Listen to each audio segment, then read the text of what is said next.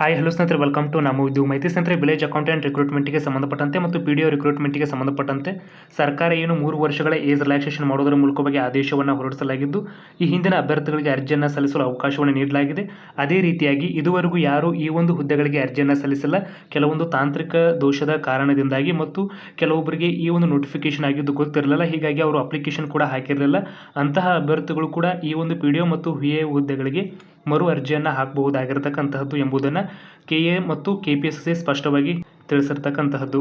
ಸ್ನೇಹಿತರೆ, ಮುಖ್ಯವಾಗಿ age relaxation ಮಾಡಿರೋದ್ರಿಂದ ಅಂತಹ ಅಭ್ಯರ್ಥಿಗಳಾಗಿರಬಹುದು ಮತ್ತು ಇದುವರೆಗೂ ಯಾರು ಟೆಕ್ನಿಕಲ್ ಇಶ್ಯೂಯಿಂದ ಅರ್ಜಿಯನ್ನು ಸಲ್ಲಿಸಲ್ಲ, ಕೆಲವೊಬ್ಬರದು ಪೇಮೆಂಟ್ ಆಗಿಲ್ಲ, ಅಂತಹ ಅಭ್ಯರ್ಥಿಗಳು ಕೂಡ ಅರ್ಜಿಯನ್ನು ಸಲ್ಲಿಸಬಹುದಾಗಿದ್ದು, ಆನ್ಲೈನ್ ಮೂಲಕ ಅರ್ಜಿಗಳನ್ನು ಸಲ್ಲಿಸಲು ಪ್ರಾರಂಭದ ದಿನಾಂಕ ಸೆಪ್ಟೆಂಬರ್ 19ನೇ ತಾರೀಕಿಂದು ಸ್ಟಾರ್ಟ್ ಆಗುತ್ತೆ ಮತ್ತು ಆನ್ಲೈನ್ ಮೂಲಕ ಅರ್ಜಿ ಸಲ್ಲಿಸಲು ಕೊನೆಯ ದಿನಾಂಕ 28/9/2024 ಮತ್ತು ಆನ್ಲೈನ್ ಮೂಲಕ ಶುಲ್ಕವನ್ನು ಪಾವತಿಸಲು ಕೊನೆಯ ದಿನಾಂಕ ಸೆಪ್ಟೆಂಬರ್ 29, 2024 ನಿಗದಿಪಡಿಸಲಾಗಿರತಕ್ಕಂತಹದ್ದು.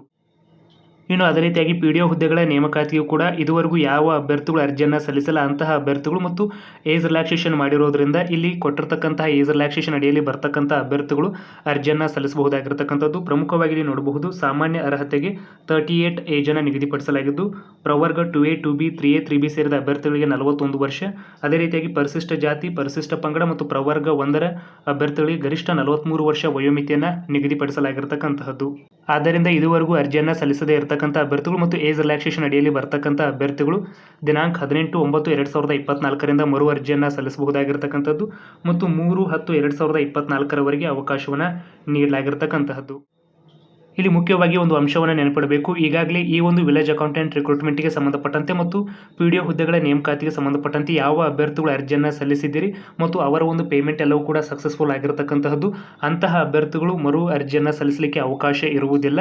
ಸೊ ಇದುವರೆಗೂ ಯಾರು ಅರ್ಜಿಯನ್ನು ಸಲ್ಲಿಸಿಲ್ಲ ಮತ್ತು ಏಜ್ ರಿಲ್ಯಾಕ್ಸೇಷನ್ ಅಡಿಯಲ್ಲಿ ಬರ್ತಕ್ಕಂಥ ಅಭ್ಯರ್ಥಿಗಳು ಮರು ಅರ್ಜಿಯನ್ನು ಸಲ್ಲಿಸಬಹುದಾಗಿರತಕ್ಕಂಥದ್ದು. ಸ್ನೇಹಿತರೆ, ಮುಖ್ಯವಾಗಿ ಇದಿಷ್ಟು ಇವತ್ತಿನ ಒಂದು ಪ್ರಮುಖ ಮಾಹಿತಿಯಾಗಿತ್ತು.